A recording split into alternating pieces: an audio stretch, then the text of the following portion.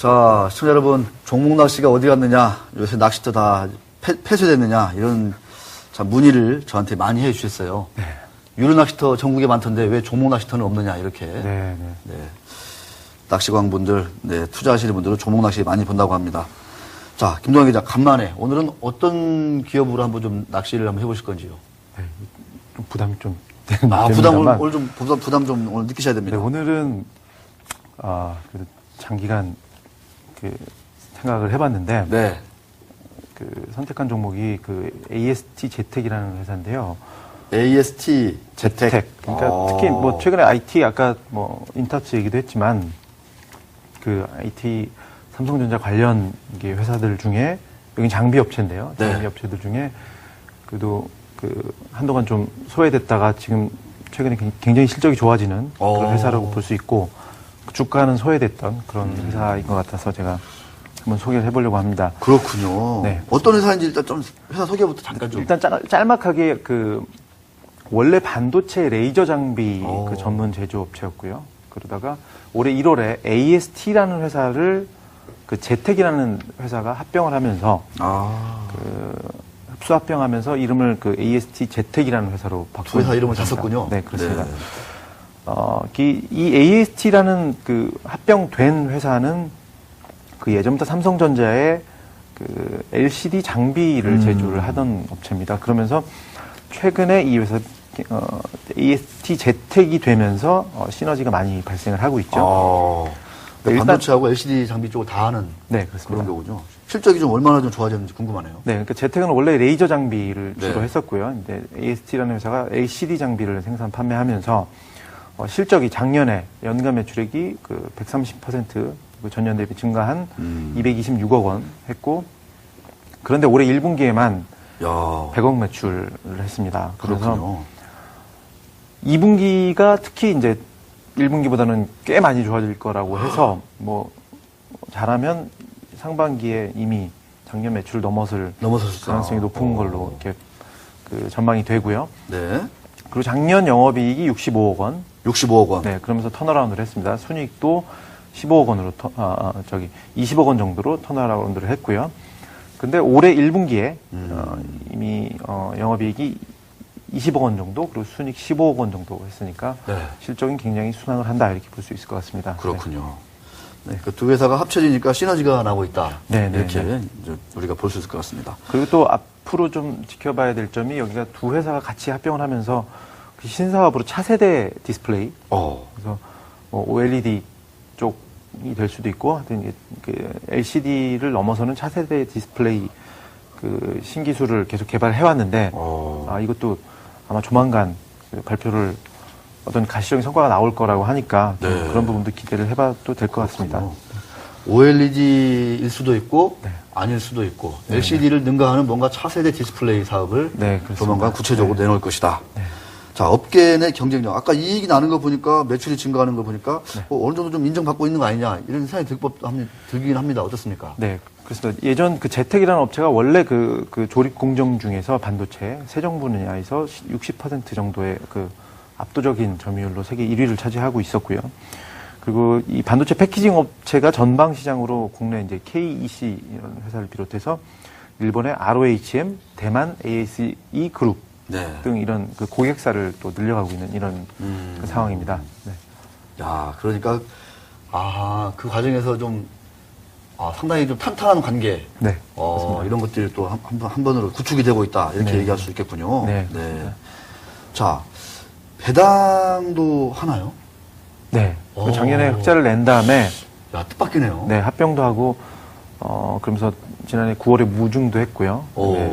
현금 배당도 했고 굉장히 꾸준하게 사업을 하는 엔지니어 출신의 CEO가 계속 경영하면서 꾸준하게 원래 이 엔지니어면은 뭐 배당이라든가 이런 거는 상당히 주주 가치는 좀 잘 모르시는 경우가 많은데 근데 이미 합병을 할 때 AST랑 합병을 할 때 사실 예전에 문제 많았지 않습니까? 이제 비상장 회사를 비싸게 하고 이런 것들이 많았는데 합병한 다음에 이렇게 주주 환원을 하니까 어떻게 보면 기존의 상장사 재택 주주들한테는 뭐 큰 도움이 됐다 뭐 이렇게 종합을 할 수도 있을 것 같습니다. 네, 알겠습니다.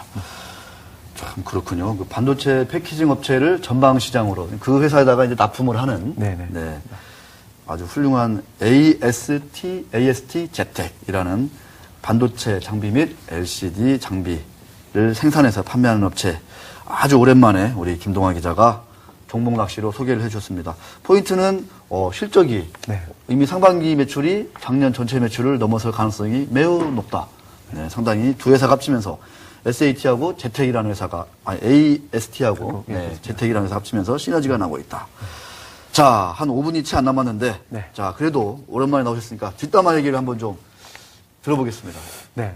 코스닥 5분 정도 뒷담화. 남았죠. 네. 그러니까 오늘은 뭐 어차피 지금 코스닥 얘기가 계속 나왔으니까요. 네. 지금 극단적으로 얘기를 하면 뭐 코스닥 시장이 죽어간다 이렇게까지도 표현들이 나오고 있는데 그 단면에 대해서 제가 일단 간단히 말씀드릴게요.